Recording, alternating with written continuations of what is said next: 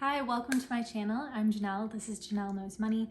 Today we're going to be talking about the differences and similarities between a 401k and a Roth 401k, whether or not you should choose one, the other, maybe you choose some of both, or maybe you choose none at all. First, let's touch base on the similarities between a 401k and a Roth 401k. The first thing that you need to know about both of these plans is that they are an employer-sponsored retirement savings plan. This means that you have to be at an employer that offers a 401k in order for you to contribute money to this plan. If you are an independent contractor, you work for yourself, unfortunately, this is not a plan that you're going to have access to. A second thing that you should know is that both a 401k and a Roth 401k allows you to elect deferrals from your paycheck to automatically deposit into your retirement savings plan.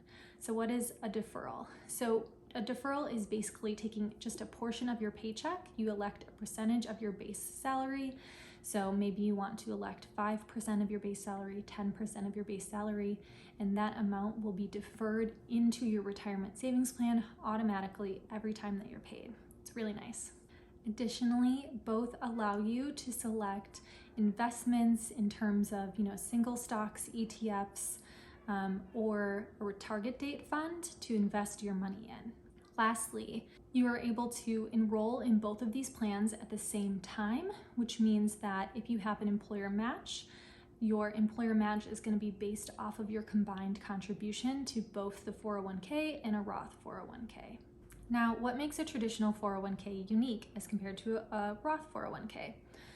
Something to note here is that traditional 401ks have been around a lot longer than Roth 401ks, so it's even possible that your employer might not yet have a Roth 401k. If they don't, still stick around. You might move to a new job in the future that has a Roth 401k, and you'll want to know this information. So, as for the traditional 401k, your contributions that you elected on a per paycheck basis are going to come out on a pre-tax basis, which lowers your overall taxable income, which means that you'll be paying less taxes up front.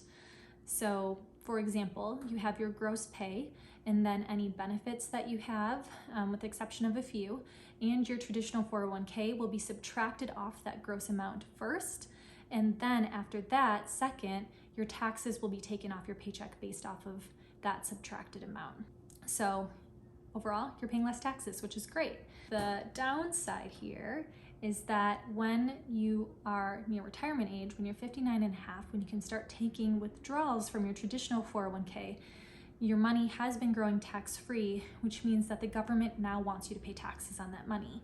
So as you start to take money out of your traditional 401k, say you take $20,000 out in order to pay for something, the government is going to tax you on that $20,000. The idea of, taking it out on a pre-tax basis to start and then later on paying taxes when you're retired is that hopefully your income tax is a lot lower when you're retired because you have a lot less income when you're retired than when you're making money and you're putting the contributions into the traditional 401k. On the other hand, what makes a Roth 401k unique from a traditional 401k is that in a Roth 401k, the contributions that you elect on a per paycheck basis are going to come out on a post-tax basis. So going back to your gross pay, you have the number of your gross pay, your benefits will come out on a pre-tax basis, you will be taxed, and then that is when your Roth 401k will come out of your paycheck and be pushed into your retirement account. Why would anybody do this? Well, the great thing about a Roth 401k is that you've already paid the taxes. So by the time that the money is in your retirement account, you know exactly how much money you have for retirement, and that money can grow already being taxed. So you know exactly how much you're going to receive when you're 59 and a half and you're ready to take that money out of the account. This means that you don't pay any additional taxes upon retirement when you are using a Roth 401k account. Something to note here though is if you are electing a Roth 401k and your company does have a company match, your company is not going to give you contributions on a post-tax basis in the same way that you're contributing the money. Companies will only do their employer match, at least from what I've seen and know, They only do it on a pre-tax basis. So you'll still end up with some funds on a pre-tax basis, but most of your funds that you're putting into your account on a Roth basis are coming post-tax. Another piece to note about a Roth 401k is that in order to take your withdrawals, you have to be 59 and a half, which, again, is the same. We talked about in similarities between the traditional 401k and Roth 401k. But the difference is that in a Roth 401k, you have to have been holding the account for 5 years. So if you start your Roth 401k account, say 3 years before you retire, you won't be able to immediately take contributions from that account as soon as you're retiring. You'll need to wait a couple more years before you can do that. Whereas, with the traditional 401k, you can start taking those contributions. As soon as you have 59 and a half, you're good to go. So now that we have the basics out of the way, let's talk about whether or not a 401k, from the traditional sense, a Roth 401k or no 401k makes sense for you. Something I do want to note here is that I'm not a financial planner. So if you do have more complex questions or concerns when it comes to retirement planning, I would recommend reaching out to someone specifically who assists folks with planning for retirement. Sometimes you can do this through your company. For example, at one of my past companies, we had Fidelity, and something that I could do was reach out to a representative at Fidelity specifically, and they would help me walk through different, options when it came to investments, when it came to talking about what age I could be retiring at if I contributed X amount of money. A lot of systems will also have a plethora of different tools that you can use to help you. So definitely check those out. Okay, so back to whether or not a traditional 401k or Roth 401k is best for you or not at all, right? So the first thing that I would consider is whether or not your company provides a match. Not all organizations do this. So if you do have a match at your company, I would look at the benefits book, I would reach out to HR, I would ask what it is, and then I would absolutely contribute up to the amount that provides you with the full company match. This is so important because a company match is free money, and so for me at least, anytime there's a company match, you will find me contributing to a 401k. I'm not going to be one that will ever miss out on free money. One caveat, a lot of company matches will have a vest period.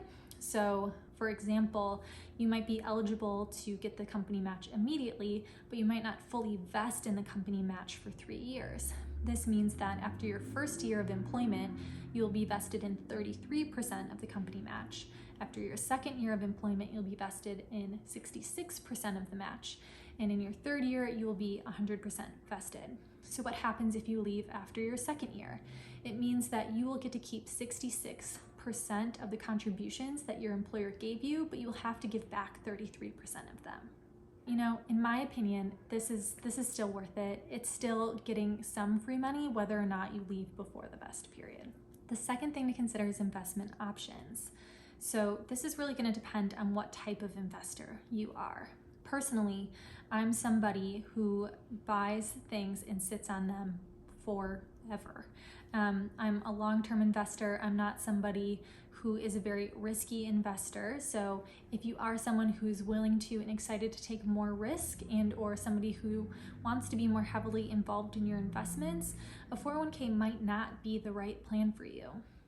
Typically, at a company, they don't have all of the same investment options as you would receive if you had a brokerage account or if you had your own IRA, which we'll talk about in another video.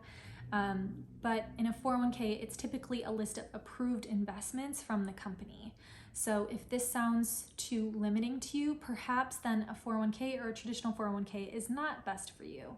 For me personally, because I take the methodology of less risk and sit on it and wait forever until I retire, I typically end up going with a target date fund. It's less for me personally to manage, and I, again, my own personal opinion, not a financial advisor, believe that it's really hard to time the market. So I would rather have something that is more in alignment with the S&P 500 than trying to put, different stocks together that might make my money grow faster. I'm in it for the long term, and I'm going to sit on it until it is retirement time. When you're considering whether or not to pick a Roth 401k or a traditional 401k, you might want to consider what your current income level is. For somebody who is a more highly compensated employee, it might make more sense to invest more or put more contributions in a traditional 401k. That way you are lowering your overall taxable income, which helps save you some money right now, with the hopes that later on, when you are retired, your taxable income on an annual basis is far less than it currently is. So then, when you take the money out, you will be paying less taxes than if you were to put it in a Roth and pay those taxes right now.